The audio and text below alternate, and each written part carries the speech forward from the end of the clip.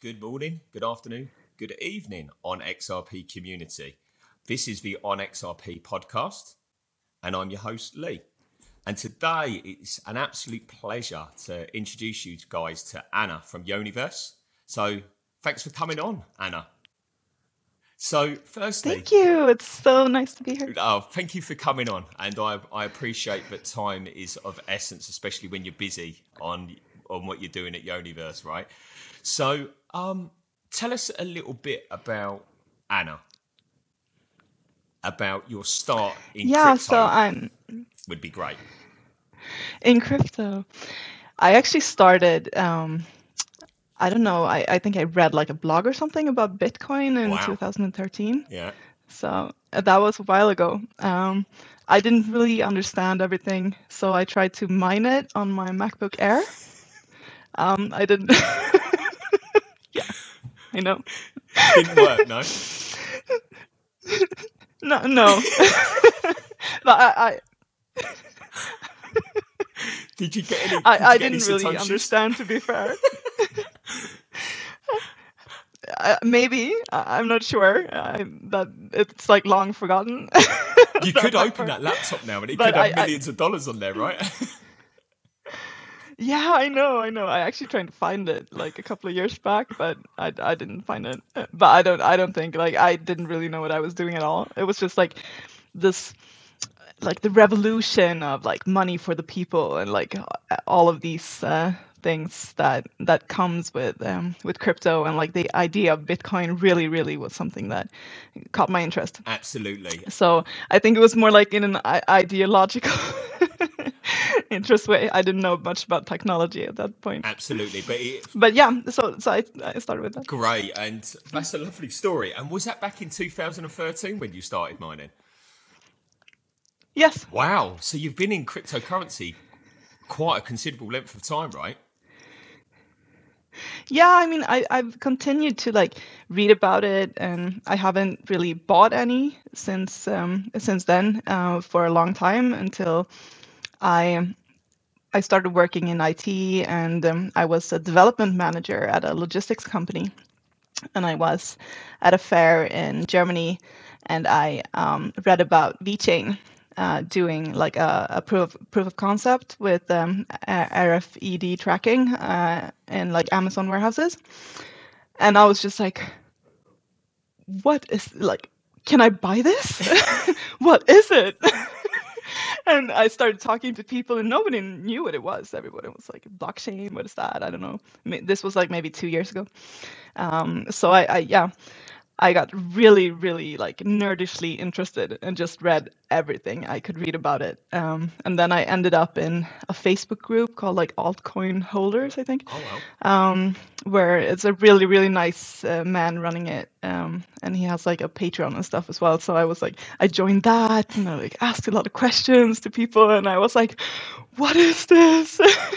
And I just got really into it. No, that's great. And full disclosure, I was early in on VeChain also. I bought it at sub-cents, and obviously I got out at around about 18 cents, and I'll buy back in the bear market. So I saw VeChain as a great project early on. I could see a real world use case, and that's what's important to me, is utility. So I'm kind of more of a blue chip crypto investor, and it's good to see that you can see use for the technology within the space. I'm assuming that's what triggers your interest the most, right?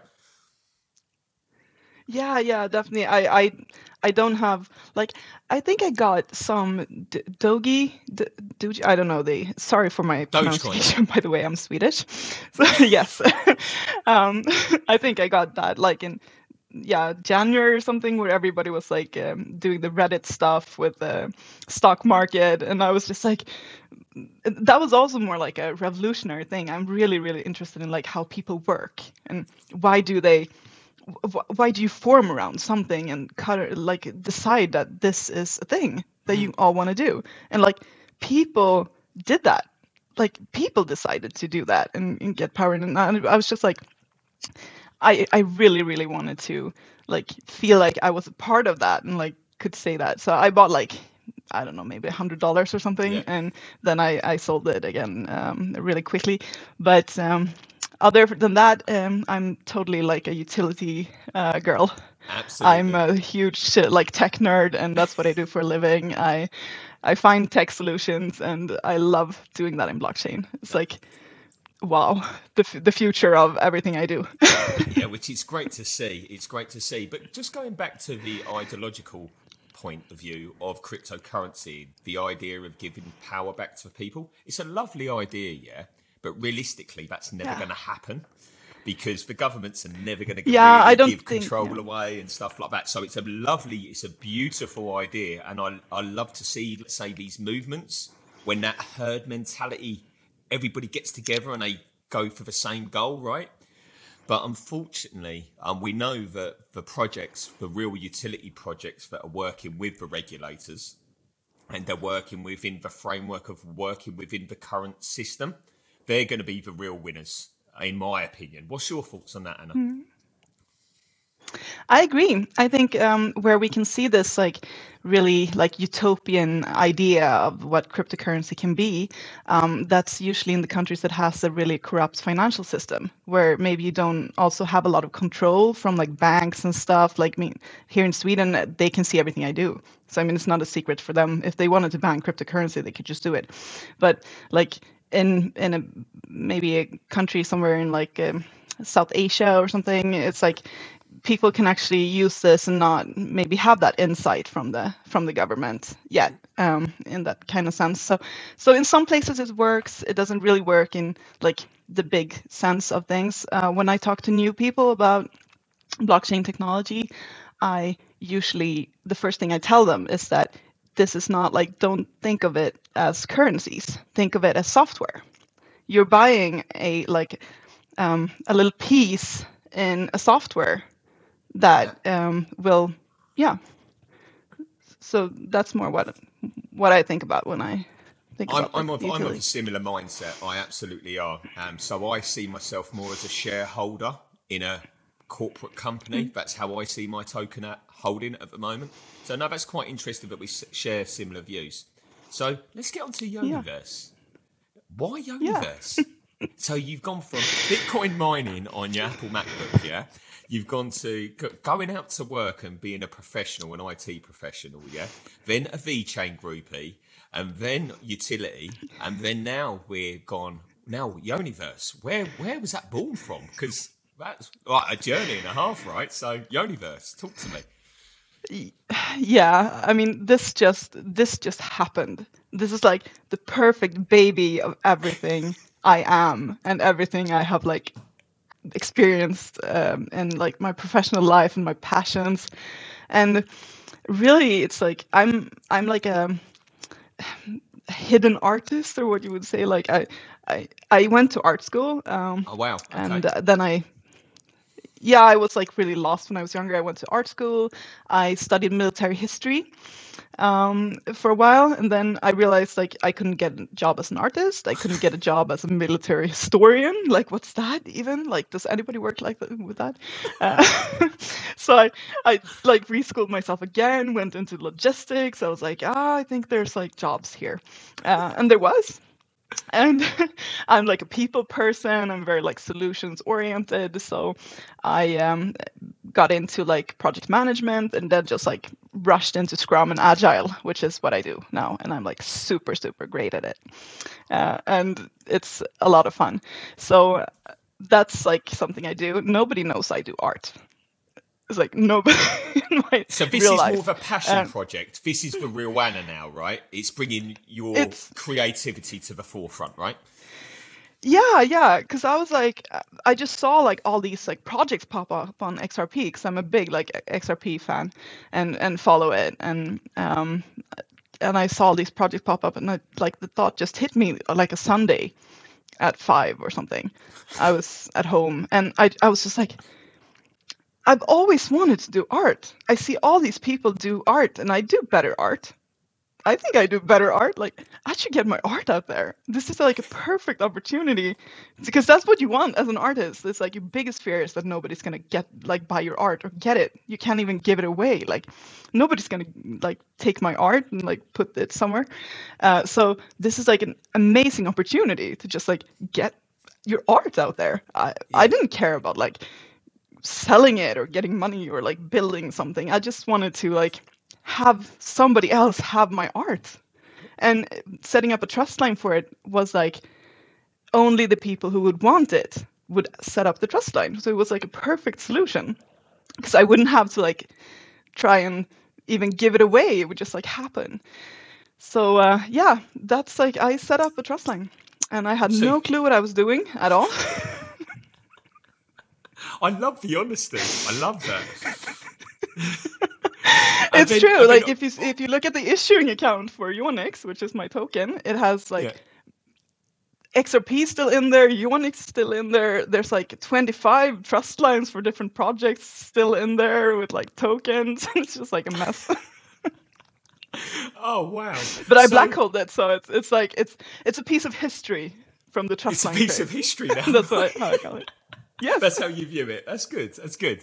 Right. So yeah. So for instance, you set up a trust line which you didn't have a clue what you was doing, but you successfully done that, right?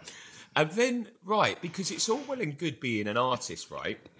And drawing or painting something else on a canvas or paper or something like that. But how do you get that from paper to digital art, as to speak? Is it just a photo, or is it you've kind of got to work with like a UI integration person, or how does that work? Well, this has really evolved for me because I mean, really, when I say I'm an artist, I do basically what I did a lot before. I did sculpting. I did a lot of sculpting. Oh. And for this, it was a collection of yonies to begin with. I don't know if you know what a yoni is. I haven't got a clue. A female... Could you kindly fill me in? It's a word for the female genitals. Actually. Oh, right. It's like a spiritual word for the female genitals. And not a lot of people know this. It's really funny, actually, because it's since not a lot of people know it, they set the trust line and they got like the token and everything. And then when it was time to like talk about the art, everybody was like, yeah, what are we going to call ourselves? Maybe Yonians. And I was like, oh yeah, we need to call ourselves something, Yonians. And I was like, that sounds really like Martians or something. Like maybe we should make, like, these people don't know what Yonis are. Like, how am I going to distribute a collection with like Yonis, these people? I was like, this is not going to work. So I was like, okay, let's do space thing instead. So I redid the entire collection. And I did like a space theme. I made up like a Yonian with XRP in the forehead. And we named it Yoniverse. Because it's like a Martian, but a Yonian. It was just like, it was perfect. Yeah. I'm sorry, what was your question? I can't even remember. I'm just listening to you, Anna. So I'm intrigued by just the whole story. So basically now you've kind of got your art. Talk about the process of getting it digitalized. So basically someone can actually buy an NFT and see it bare end, basically. Yeah. Okay, so I went from, I started like doing it on paper and canvas for this new collection then. I changed it up and I took photographs of it and I put it in the computer, and this took some time. Like you can actually see like the evolving of my work from, because I'm not a digital artist. I do traditional abstract painting and I do sculptures. So I'm trying to do like detailed work and get it in the computer and like work on it, because it, like, if you take a picture, just make it in a picture, it's not really gonna look like a clean or whatever, you know. Absolutely. So I had to work on it. I tried different effects and I tried I tried so many things. A lot of them wasn't really that great. It looks painful. Your face, it was all pain. That was a painful experience for me. The first 3 weeks of this project was like, it was the craziest thing. And I've given birth at home alone. These 3 weeks was like, it was the worst and also best, but like, it was crazy. I didn't sleep. I like lost track of time. It was like, I was so stressed because I felt so much pressure, right? Suddenly I had people who like was invested. I didn't put my token on the DEX. Somebody else did, and somebody traded it up and people like invested in it. And I got like, I got so stressed. I was like, I'm gonna fail all these people, and it just like scared me so much. But anyway, it was really painful. That's so I experimented with a lot of different techniques, and eventually I started making my own filters. So I made different kind of filters. I use a lot of, I don't know what this is in Swedish, but it's a tool, a digital tool that's called gouache. It's like a brush. I don't know. So I use that a lot. I use like opacity a lot, and like different layers of opacity and like digital oil painting almost, to make like this like glass effects that kind of turned into my signature. I mean, I do a lot of different styles as well, but that's what people want to see when they request like a Yoniverse piece. Yeah. Oh, lovely. And it's a great story. And from you touched upon children. So Anna at home, what's the family like? Have you got children hanging around your necks when you get at home, or what's yes. Anna at home? Oh my God. I have 3 kids. How many? Wow. I have 3. The youngest he's 2.5. And I got 3 kids in 4.5 years, so really tight. You didn't and miss my around. husband, You were like, I'm getting some children, and I'm going to go I did. for it. I'm like a super goal-oriented, career-oriented person, and I really didn't want to be home with kids. Like, I don't really like kids that much, so I was like, I don't want to do this. I want to work, but I want kids like later on. Obviously, I love my own kids, but so I was like, let's just do this as quick as possible and get it over with. So we did. It was very tight, and I didn't want to take maternity leave, so I worked a lot of like when I had my kids. Wow. So that kind of, it's funny actually, because in crypto, like everybody's a dude, and I'm in meeting with these people, and there's no kids anywhere, and like, I think a week ago, I had kind of an important meeting for something exciting coming, and my kid had stomach flu. So he was like vomiting on me while I was talking to this person. I was like muted and like, yes, yes, of course, we will make the deadline. And he was like, it was like vomit on my lap and the floor and everything. I was like, this is my life. Oh, but it's lovely to see that, but there's that realism, right? Because obviously you're a mum, you work as well, right? I'm assuming, yeah. And then you've got Yoniverse, or have you gone full-time Yoniverse yet, or are you? No, I actually work full-time as a Scrum Master and Agile coach in a huge government organization. So I have a pretty serious job. Wow. How do you must walk around like a zombie all the time? Like, how there ain't that many hours in a day. How do you do it? I know. Well, I work a lot in like the night. Actually, it's not very good for my health. She's a vampire. She's a vampire. Yes. No, but it's like the Yoniverse is like it's. I work with like products, right? Product development I've done for many years, and like when I saw what this could be.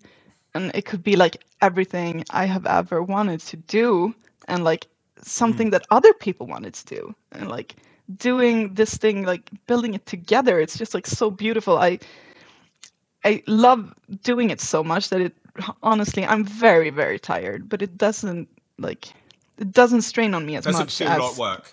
No, not really. Like work, yeah. Right? Yeah. I just love it. I was having this conversation with my wife the other day because I run my own business in the UK. I obviously do this podcast, and I also advise on other projects within the space. So I'm very busy. I'm normally working 12, 14-hour days, but it doesn't feel like work when you're working in this space. Yeah. And I remember when my dad said to me when I was growing up, and I didn't know where I was going to go. I didn't know what to be. I was kind of like a lost little soul, like you was talking about. Like I'd done this, and then I'd done that, and I'd done this, and I'd done that. And I couldn't find where I felt most comfortable, right? Because I wanted to enjoy work.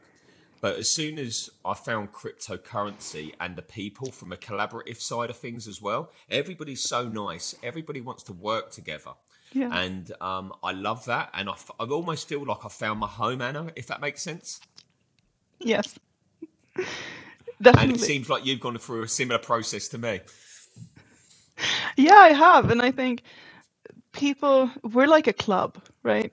like you talk to so many people in your real life, and it's like they don't know what's going on. They don't know about this, and it's revolutionizing. And all of us that are in here, since it's a like kind of a threshold to get here, we have made this discovery and we want to share it, and nobody wants to listen. So it's like so liberating to just be together and like talk to other people in this space and be like, oh, you're my homie, like you understand. Exactly, because it sounds like you're a crazy person out in the streets. So when I was going to weddings or I would go to a social gathering, they'd be like, oh, what are you doing? I'd be like, oh, well, I invest in cryptocurrencies and I do this and I do. And they're like, cryptocurrency, isn't that drug money? And I'm like, no, it's not for drug money. How many times have I had So basically, 3, 4, 5 years ago, I was like this crazy man talking about cryptocurrencies, like this weird person who's kind of nerdy. And I kind of come from, like, let's say, a tougher upbringing where I'm kind of a man's man. That's kind of my upbringing. So basically, I socialise with working class people, which are electricians, builders, those kind of things, yeah. So as soon as they heard about cryptocurrencies, they were like, what are you doing, Lee? And I'm like, trust me, it's the technology behind it. It will change the world. And they're like, man, you're just crazy. And now with more's coming out, I'm kind of being proven right. It's almost like we can see what's coming before it's come. It's like the do you know like the .com boom all over again? No. That's how I view this market. Oh yeah, the .com bubble. Yeah, sorry, I didn't. Yeah. .com. Yeah. So basically, remember when they said that when Apple brought out the Apple Macintosh that people would never have desktop computers within their houses? Yeah. Who made that statement? And now we are. You're in Sweden, right? Yeah. I'm in the UK. Yeah. I've got my laptop. I've got a mic. We're doing a podcast and the internet. Wow. And now we're at the next stage of web development, right? And the internet of value is coming. Like it's coming so fast at us now, right? And it's just mind blowing how far this industry's kind of evolved over the years. Yeah. It really has. Totally. And we're so early. Like I had somebody talk in a work related space about blockchain and decentralization, and this person he did not know what he was talking about. And I had like in the same gathering like really, really, really great developers and architects, and they didn't question it. Like nobody knows about this stuff. It's so weird, especially when you work in IT and everybody's like, yeah, I tried making a token once, but it wasn't like... Didn't happen. Yeah, and I think actually what I hear from a lot of people are that like the developers I talk to at least, they like they don't understand like the business and social aspect of this, which is kind of important. Like in crypto community is everything, right? Absolutely. So like, yeah, I looked at the tech, but I don't understand like why. Like, what should I do with my token? So it's really like this mismatch of competences that is needed. Yeah. Absolutely. You say token then. So what is the token for Yoniverse, Anna? Well, what is the actual token ticker? The token is Yonix. Yonix? Yeah. So it's Yoni with an X on the end for XRP, obviously, like everybody else. Yes. Yeah. And it started out as like an IOU token for that first collection. But then like people was excited by this art, and also people wanted to make art. So actually, like now we're 38 Ionian artists, I think. I developed this into like an art collective. So we have like a super cool virtual gallery on our website that you can walk through. We have an incubator that closes every month. So we vote on a narrative together, and then we submit art to it. The community votes on it. So the art gets ranked, and then we distribute it to the token holders. So that's like the user case of the token. So it's an art collective and investors working together. Yeah. Yes. Oh, I love that. So it's kind of, let's say, from an outsider looking in, like a DAO structure where you're giving power back to the community to vote on what they want to see, right? Yeah, they vote on the narrative. They vote on the pieces. Yeah. And eventually, when we have like something that equivalents smart contracts on the XRP ledger, we might have some voting structure also over like the token user case and stuff like that. We're doing not to So you're talking oversaturate about the market. XLO. Sorry.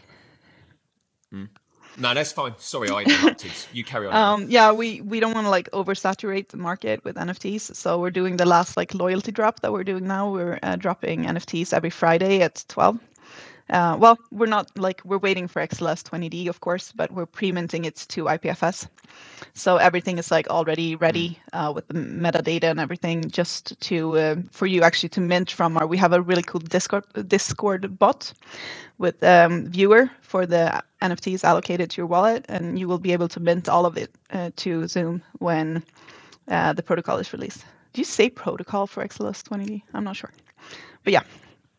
I don't know. But it's interesting that that's coming down the road, right? Yeah. And right, so let's talk about the consumer journey with the token and the NFTs, right? So you can buy the NFTs, I'm assuming, and you can buy the tokens. Is that how it works? And then basically, if you buy the tokens, the profits of the sales of the NFTs can then go back to the token holders. Is that how it works? That's what you're describing now is actually the plan we have for the second epoch of this. So at the moment, it is an IOU for the snapshots. Every Friday we have 4 tiers. So every Friday we do snapshot, we allocate NFTs. And that's what we call right now like Genesis NFTs. That's in epoch 1. Wow. So this will be going on until the end of May. Hopefully we will have like XLS 20D and like marketplaces and stuff like that. And then we'll transition into the second epoch where we will release the incubators with community mined art to marketplaces instead, and also do other drops. We have like a stamp collection that's really cool. I've never seen anybody do like NFT stamps before, so you will like be able to collect all of these from different blockchains, because we're also doing some things on other blockchains in different albums, and get like completion rewards for them, hopefully going forward. But yeah, for the second epoch, holding the token would mean that you support the artists, of course, because they get paid in Yonex, and you would also get passive income in. Well, this is I'm like putting this in some sort of like, we don't know really the tech support for it yet, so I just want to like put this out there. But we are definitely looking at giving back from the sales and also royalties on everything to the token holders. Wow. I love that. And how many artists did you say you had? 38, 38 right now. At the moment to creating. Yeah. Wow. That's great. Yeah. And so, for instance, I'm sold. So as soon as we jump off this call, I'm going to buy some yachts. I'm going to be straight in on the onXRP DEX, and I'm going to get some. I'm going to support you because I like you and I love the idea of a project. So I'm in. Right. Okay, cool. So my journey is I go to the onXRP DEX. I'm assuming the pair with your token is XRP. Yes. So you'd need XRP in your token, and then you would then do your swap via the DEX, and then you would have the token, right? And then you would just wait for announcements, and then you would get dropped NFTs basically on Epoch 1, right? And then you would earn on Epoch 2 like a passive income. That's the long-term play with this, basically. Yes. I love it. Yeah. I love passive income. And also every Friday, I love it. When you get the NFT drops, you can go to Discord and use our Discord bot viewer. So every Friday is like opening a package. You go to Discord and you're like, what did I get this week? Ooh. Yeah. It's a lot of fun. I love that. Do you know what I used to love as a kid? I used to collect stickers. Yeah. And do you know I don't know if you know yet, but because this is a real boy thing here, yeah? Every World Cup or European Championships for soccer or football, what UK people call it, you would have these sticker collections, which my son does now. And basically, you buy these packets and you want to fill your album up. And then they had these shinies that you stuck in, which was like the country badge or the club badge. And I remember I used to get 1 pack a week on a Friday. And I would open it up and I'd be like, I need a shiny. So it's going to be a similar process every Friday. You kind of like opening your sticker pack to see what you got. Kind of, yeah. And also that. When we do like the incubators once a month, because it's like loyalty rewards. And then like once a month we do the incubator, and that's like when all the community mined art drops. If you're in tier 1, you get a 1/1. So you get like one unique piece that's only minted in one copy. From rank 1 going down for how many are in tier 1. So that's like the most fun. So there's going to be a secondary market for them as well. So there's going to be a secondary market for your NFTs as well. Yes. I mean, and where are you going to look to list those? Well, hopefully on XRP or like a marketplace. Yeah, like a marketplace on the ledger. We're hoping to get some like special functions, if that's the English word for it, that we could use for Art Collective. But really, like, people are going to be able to list where they want because they're going to mint their Genesis NFTs to their Zoom wallet. So it's up to them. But hopefully we'll have a home marketplace, and that's also where we will do our reunion collection. I saw that everybody else had like generative collections. So I was like, well, let's throw one of them in there as well. So we also have one. So every 0.5 Yonix is one generative. Wow. Well, I'm going to get myself a Genesis NFT, I think. I'm all over it. I swear to you, I'm going to jump off this call afterwards, and I'm going to be a proud participant in the Yoniverse ecosystem. I'm definitely going to participate. It was an absolute pleasure talking to you today. I've actually really enjoyed our conversation. There's a lot of synergy in terms of how we got here kind of thing, and the crazy kind of world of where you go into Bitcoin mining, not knowing a clue what you're doing, and then you find yourself here creating art on an NFT marketplace to try and give power back to the people as well, right? I love it. Absolutely love it. But Anna, thank you ever so much for coming on XRP today. It's been an absolute pleasure. We hope to have you on again, and I wish you all the best in the future with your project. And I'm going to be an investor, so I'm going to be really kind of geeing you on from the sideline as a supporter, as to speak. So thank you for today. Thank you. It was a pleasure.